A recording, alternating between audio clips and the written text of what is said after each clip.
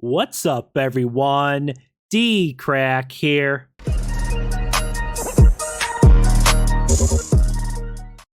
Hey, what's up, guys? So I'm catching up on some Mr. Nightmare videos. There's a couple that have been released in the last couple weeks that I have not watched.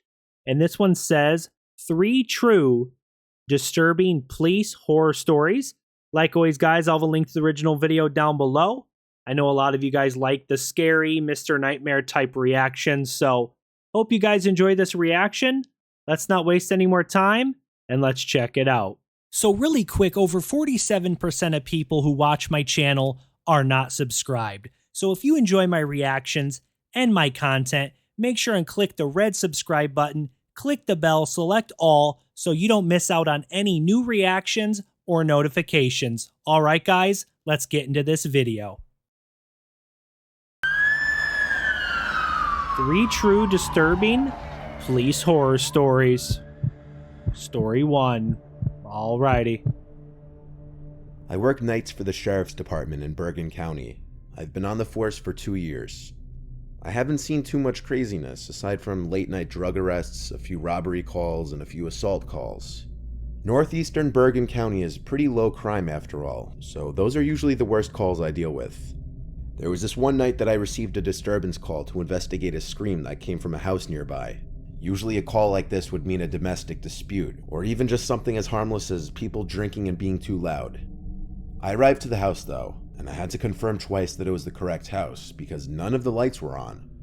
There was a car in the driveway though, a blue Toyota Sienna minivan. Someone was home. I went over to knock on the door a few times. The neighbor must have seen my car because he came out and walked over, reporting that he was the one to call the police.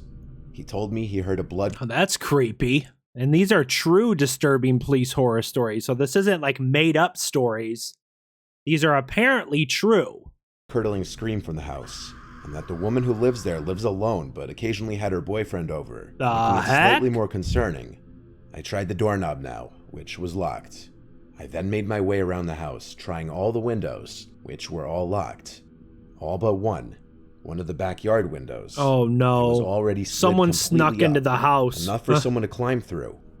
This was a red flag, considering every other window was closed. I requested backup to the scene, and once I got confirmation, I climbed into the house through the window.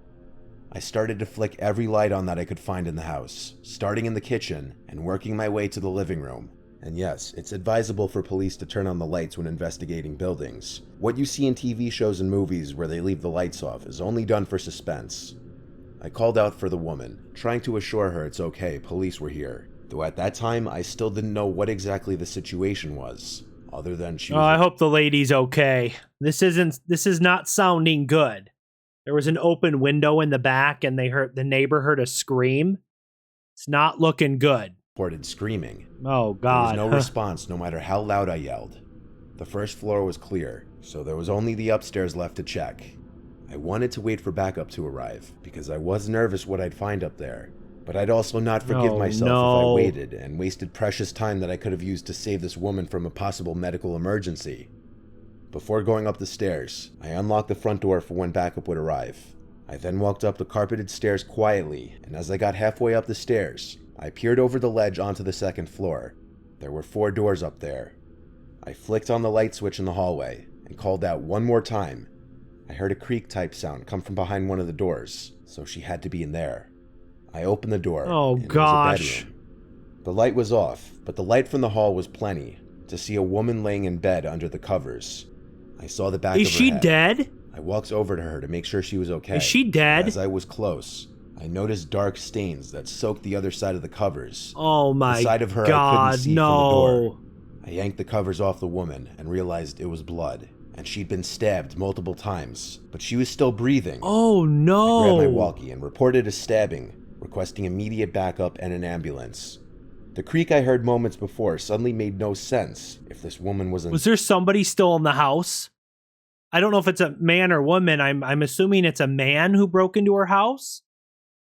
Oh God, I think the person who stabbed her is still in the house. The police officer heard a creak on the floor. Bed like this. Oh no. Given she was unconscious, someone placed her in the bed most likely. I did a 360 in place, looking around the room.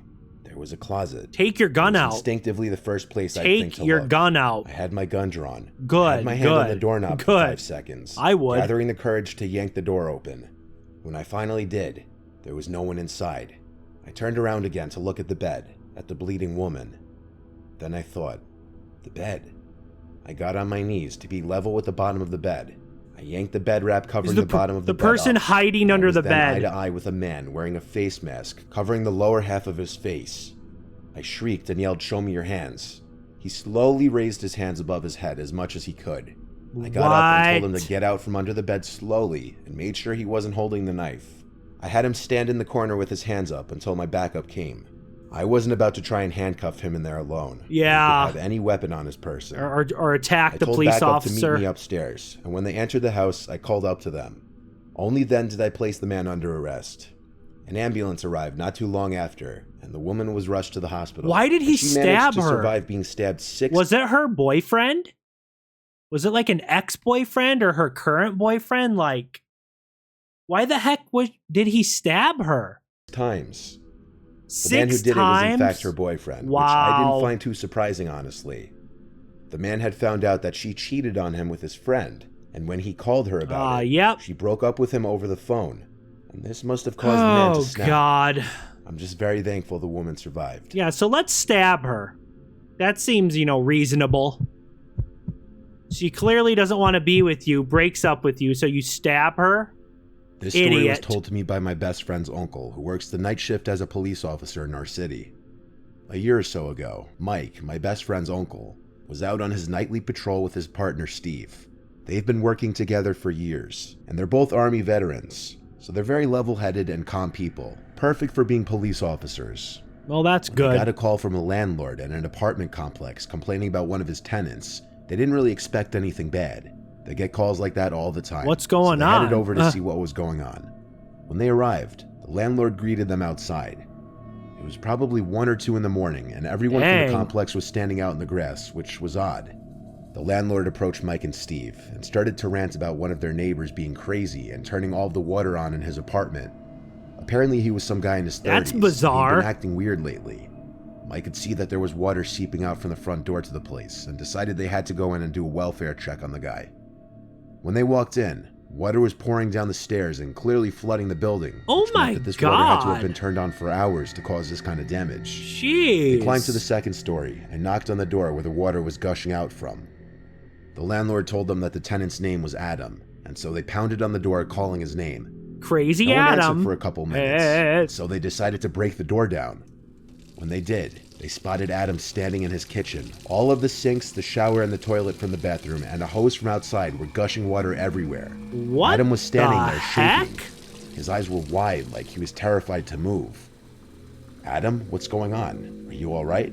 Mike asked while his partner Steve walked He's got to further be inside on to check drugs. He's everything got to out. be on something. Steve walked into the bathroom to turn off the water and to make sure no one else was in the apartment. Freaking crazy, Mike man. slowly approached Adam, who seemed terrified because he was shaking so much. He didn't even look at Mike as he approached. Again, he was asked what was wrong, and he finally stuttered out that there are people in the walls. Mike didn't hear what he was saying at Yep, Adam's crazy. He's either on drugs or he has some mental illness. It sounds like.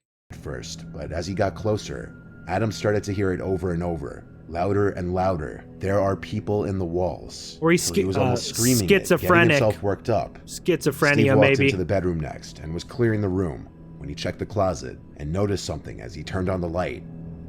There was a very faint line that ran across the wall. Or is maybe Adam's not crazy and someone's spying on him. I guess who knows? I don't want to call Adam crazy if he's telling the truth, maybe. At first he didn't think anything of it, but then he heard what Adam was screaming, and a sinking feeling hit his gut.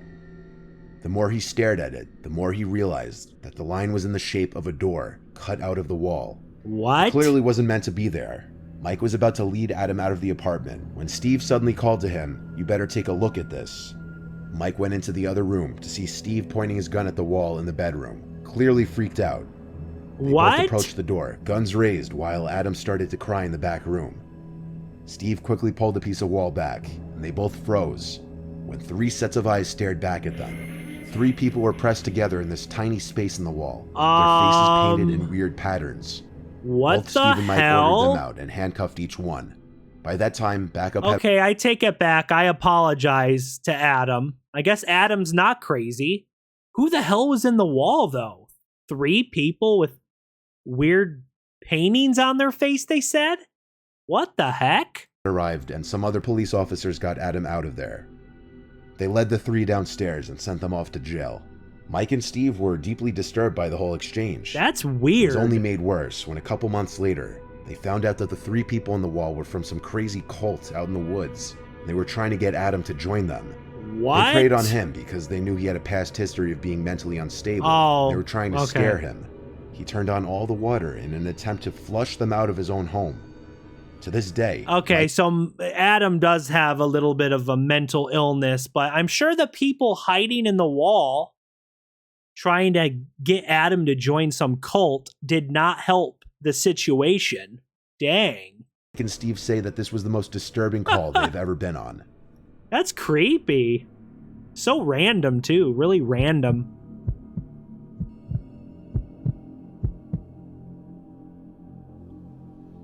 This one time when I was working a 12-hour overnight shift, I went out on a call for a suspicious person walking house to house, knocking on doors, and saying things to people through their doors or to their doorbell cameras.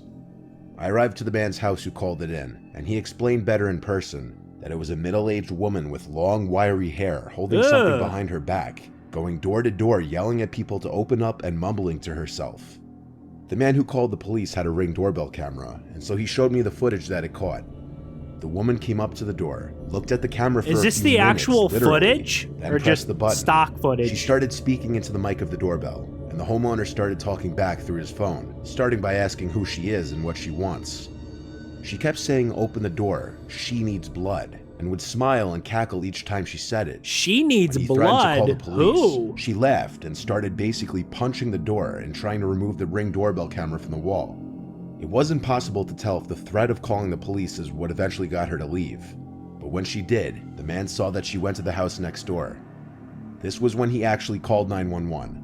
The footage was absolutely bone-chilling. It was like a scene from a scary movie, and it wasn't possible to tell what she was holding behind her back because Probably of a the creepy way she frickin' backed away knife. from the door to the sidewalk, still facing the doorbell camera. She the needs entire blood? time. That's creepy. There were 2 or 3 other units on this now, driving around the area trying to find the woman. It was basically a mini manhunt now, and the description being used was possibly armed and dangerous woman. I checked the nearby houses on foot really quickly, then got back in my car and started patrolling the area as well. None of us could find the woman, and then we got a report of a breaking and entering nearby. Someone had called 911 to report that someone had entered their house with a weapon, and the caller was hiding in their bedroom upstairs. Yep, the crazy woman just broke into somebody's house. That's exciting. Gosh. The caller also had a doorbell camera and was able to see the woman entering the house through the front door, but not before looking into the camera for a few moments again. I arrived to the house just about the same time as another unit. Imagine checking your camera and someone just looking in at some creepy lady. We had to enter with caution, with guns drawn, because we didn't know how dangerous this woman was, or what she could be armed with. As we entered and the foyer was clear, another officer and I shouted that the police were here, and we ordered the intruder to come out with her hands up. Then there was a scream for help from upstairs. My adrenaline was rushing, as it does in any situation like this involving armed suspects. We ran up the stairs and followed the screams for help. They led us to the master bedroom. The husband unlocked and opened the bedroom door as we got upstairs. This lady's insane. Sitting and hiding in there. Yo. They hadn't left the bedroom since the woman had entered the house, and they said she had been clawing and banging at the door only a few minutes ago. Oh, heck they didn't hear her leave, let alone even go down the stairs. We had to check every other room in the upstairs for her, and in one of the corner bedrooms, in the pitch blackness, we heard a cackling sound.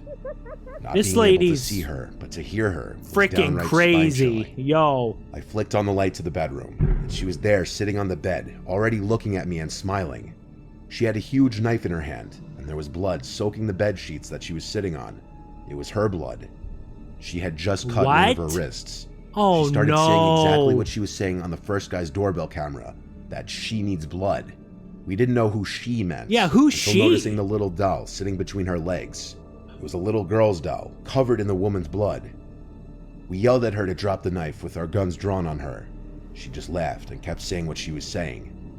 There was clearly something very wrong with her, and reasoning with her didn't seem like it would be possible, but we tried anyway. This lady's freaking I asked creepy. her, who is this she keeps referencing, and tried to talk nice to her, saying she doesn't have to hurt herself or anybody else, and that we're there to help her. But as she continued to stare at us, mainly at me, and laugh and keep muttering barely understandable sentences, I got increasingly nervous. I had my gun aimed at the giant knife in her hand, contemplating shooting it out of her hand, considering if that was a viable, safe option, but neither of us were expecting what happened next.